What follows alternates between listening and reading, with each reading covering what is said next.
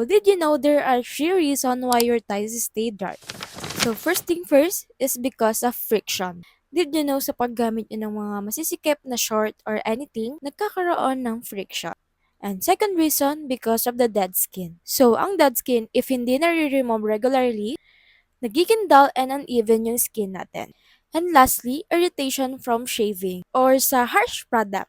So kung paulit-ulit ka nag-shave or waxing, and also gumagamit ng kung ano-anong product, maaaring ayun yung pinakamatinding reason kung bakit maitim ang yung mga body part. But girlies, ang pagkakaroon ng mga dark areas is normal lang.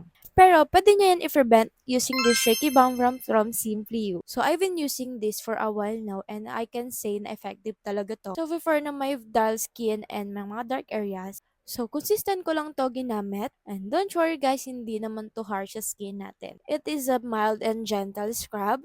And basta consistent nyo lang gamitin.